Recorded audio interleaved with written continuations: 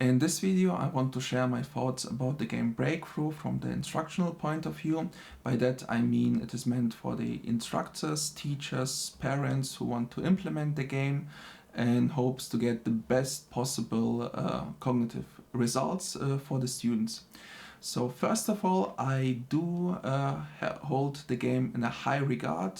This is one of my favorites because it is easy to learn, easy to understand. The pieces are moving quite intuitively, and in the same time it has a really high ceiling, which means you can progress towards a better understanding to a very high degree.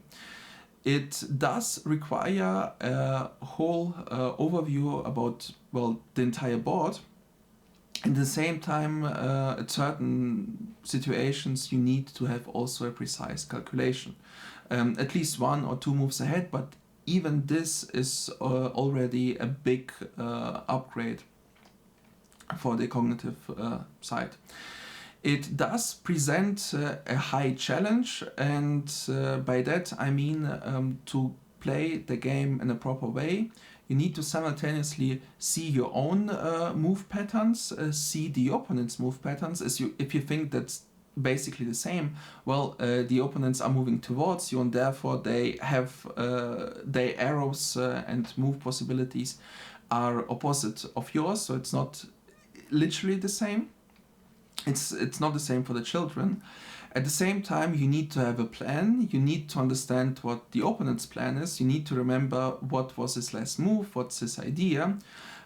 Also, preferably, you have to adapt your plan towards the opponent's move. And finally, you need to calculate sometimes some moves ahead to get your plan done. And even if it doesn't seem as challenging for you as an adult, it's quite a high challenge for the students, which is a good thing because that's what we want to get the games from them. Our objective, what we want the children to get to during or after the game, is first of all the need to merge a strategy that they usually have at the start of the game with concrete tactical variations that they get during the game.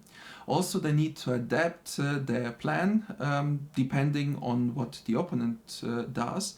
And finally, this is actually a big plus for the game. The game towards the end game has a lot of possibilities to get a breakthrough done.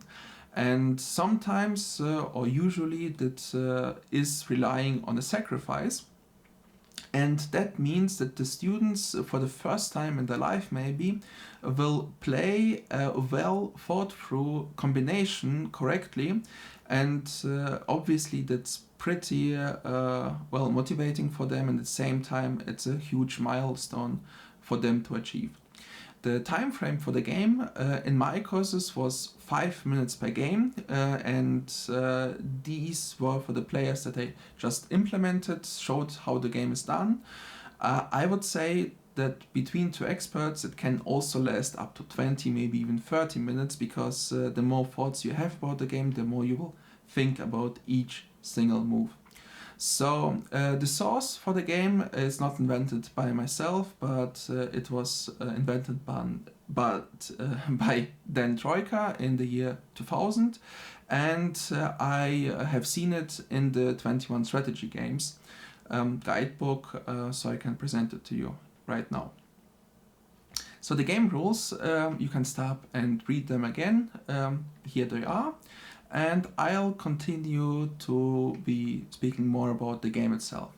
So the strategic foundation that I usually have for the other games is not really existent for this game, because the game itself is so forced and concrete that there aren't many general heuristic that are right in every case.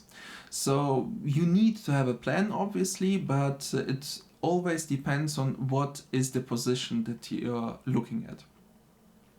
The only advice maybe that I can give you is that keeping the most option possible for you to going to right, to the left, in the middle, defending, keeping together, should be in general useful, but this is not a beneficial advice, obviously. The main goal in the game is you need to seize space with the soldiers, because the more space you occupy, the harder is it for the opponent to get through it. You need to force gaps, weaknesses that you can abuse. At the same time, you should care not to make weaknesses in your own position so that the opponent can abuse them. And finally, you should always try to keep an eye about the breakthrough possibilities, sometimes even with a sacrifice. So this is just my general understanding of the game, and it's nothing that we need to tell our students. What we should do with the game so the students get the most benefit is, first of all, understanding what is their problem. And the problem is doing everything simultaneously. So the rules are simple, this is out of question, but high quality of the game is usually not achieved, and I have never seen a decent game in all of my 4 courses. So I did play it for each course that I had for a few hours, maybe 1 or 2. And maybe it's not enough time, obviously, I don't deny it, but at the same time I want to share my experience with you and what is there that hinders the development. So the first issue is that sometimes the students don't have a goal by itself. And for this, I have this advice list that they can use, and we can counter it with that. At the same time, the most detrimental thing was that many students just left the pieces unguarded, and they just simply lost them.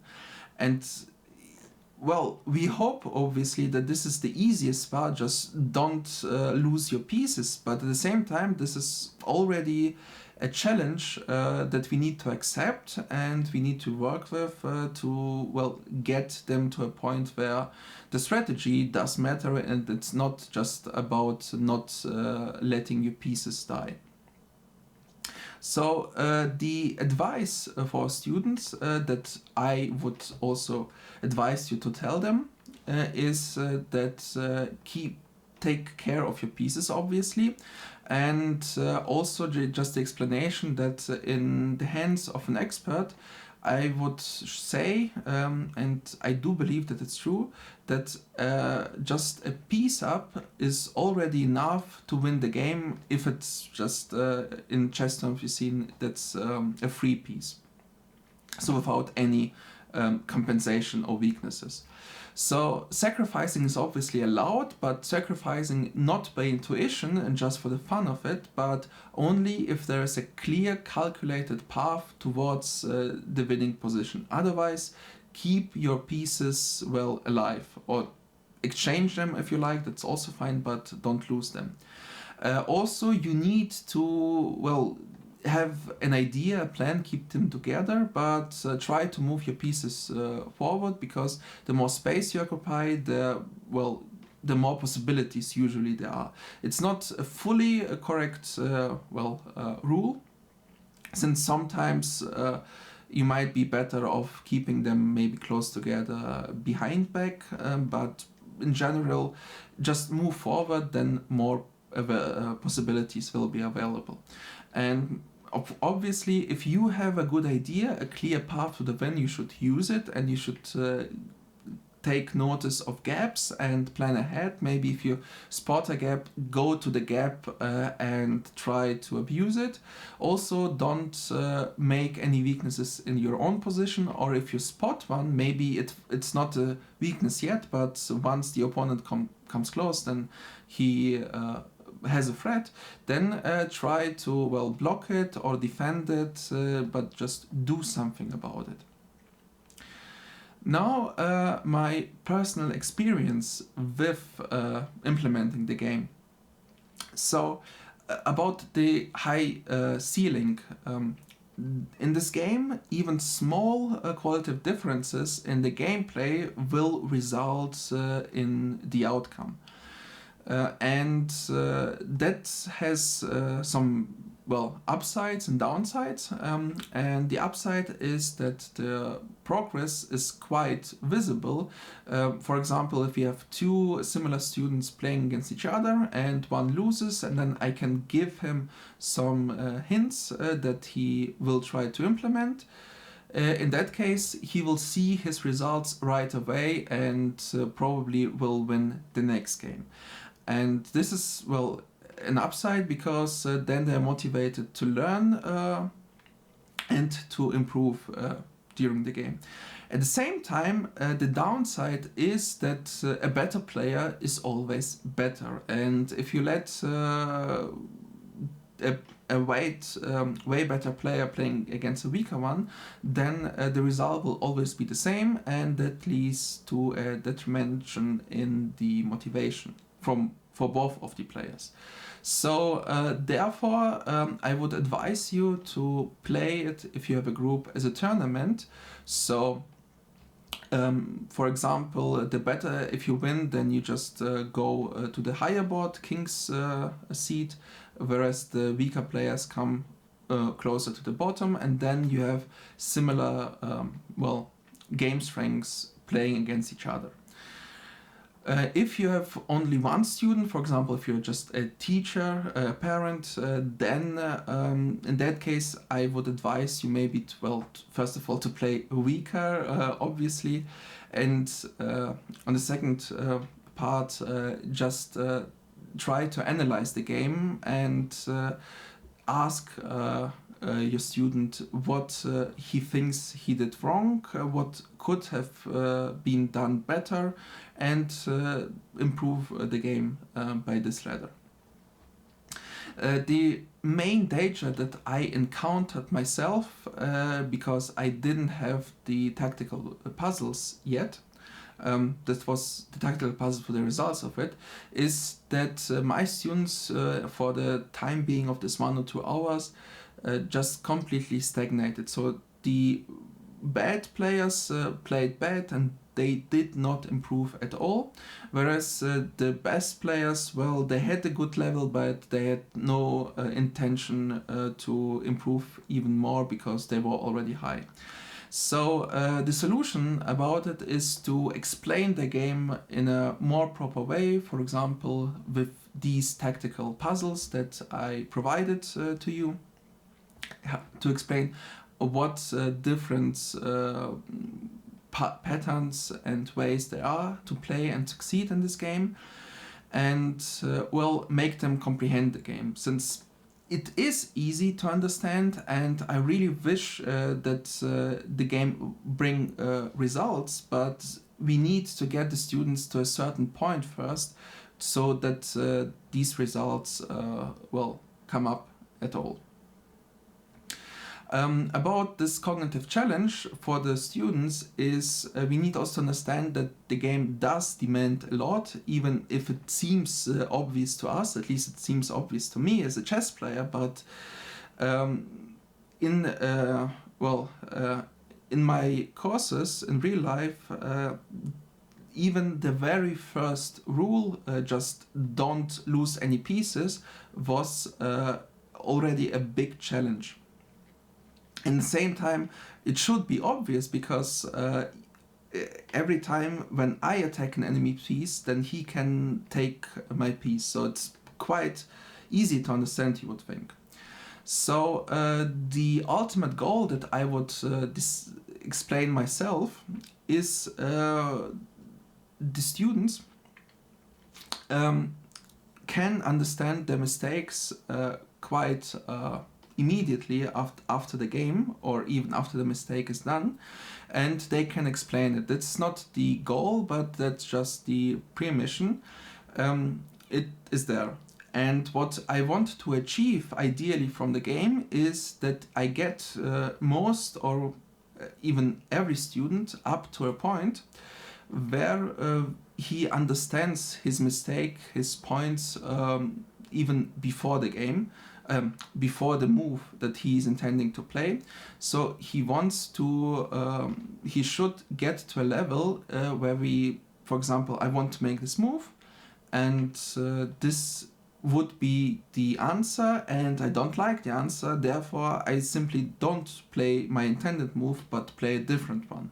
If we just get the students to this level, this is a great result for the game. Actually, it's the great result for the whole strategy games course, because this is the ultimate goal of any strategical thinking. It's just a reflection of his own choices. So at the end, I want also to show some examples to give you an idea what I mean by this challenges. So this was a tournament game between two of the weaker students, so it's not just a best one against the worst one, but it was the end of the ladder. And at the same time, you see how many soldiers blue has left already. And if we count, red didn't lose anything, whereas blue lost everything.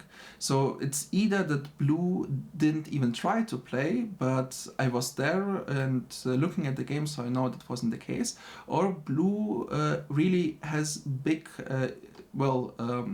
challenges to proper understanding the game rules. And if you think this is just one single case, this is another game between two of the best students.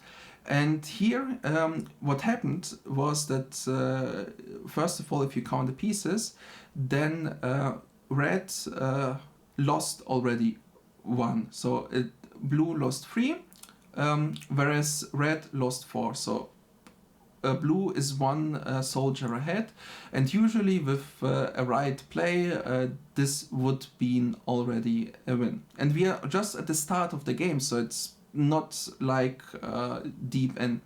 At the same time, although red lost a piece, blue simply make weakness in his own position, namely he pushed the pawn from f6 to f5, and now red just pulled through. And that was the whole game. So we are not talking about real high level games of professional players. We are simply on a level of, don't lose the game immediately. And this is the level that we should expect from the students at the very first time, and not the level that you might be expecting right now when you're reading through this guide. And finally, also I want to show this very position. And I did also explain it at the rule explanation video, but I want again to show it to you so you understand what are the challenges, what should we expect about the average elementary school student. So in this position, red and blue, they are both have a plan how to win the game, and they implemented the plan, then just simply forgot about it. For example, red just in the very last move exchanged a piece on before, and now in the next move red just could move ahead, get passed through b2 and win the game, and that's it. Red has never touched the soldier again. Blue, same position, a bit harder to spot because it needs to be defended, but there's a clear-cut way of winning the game. You just push through the weaknesses. And what did happen? He never touched the pieces again. How they came there, if you ask? Well, he moved them right here. So there, then he moved the next one to e5, and he simply forgot everything. And then I came to the board and watched the rest of the game, which was that red in this position tried to just to go ahead on the right side, which if we forget about the possibility to win the game straight away, it's fine, but at the same time, maybe we'll move here because it's faster. But that was his move. Blue replied with this move, then it was here, and blue replied with g2, g3. Now red could actually win the game, but he didn't spot it. He could also, of course, win it with b3 anytime. Instead, he took. We are still in the winning position, so he needs just to push through and win the game. Instead, red even took the soldier and he moved it, and there was only two moves. One is winning, the other does nothing, and he did the wrong move. Now red has no threats at all, but again it's blue to move, and he made the final decision that loses the game. And in the end, red won. If you ask about the game strength of the opponents, they were in the middle part of the course, so they are between the weakest and the strongest. So this is what you should be expecting from the game. Obviously, this is not in terms of gameplay a good play, but because there are so many mistakes that you can do, this is exactly what I mean by our goal is to make them think about the decision first. We hope that they think about the decision. They think ahead. For example, they have two options, so maybe we'll check both of them, try to get a plan, see the whole board, and finally analyze, capture, and same thing here for blue. Sure, this is a possible move, but just think about the next move. What could be the red's reply? Also, what are your possibilities? Since, this is what we want to achieve with strategy games all together. That's it from my side. I do think that this game deserves a really high spot. Maybe also this is just the ultimate game in the whole course that I present to you. But here you had my thoughts, and feel free to add your own thoughts to the game and your twists. And finally, I wish you good luck with the results.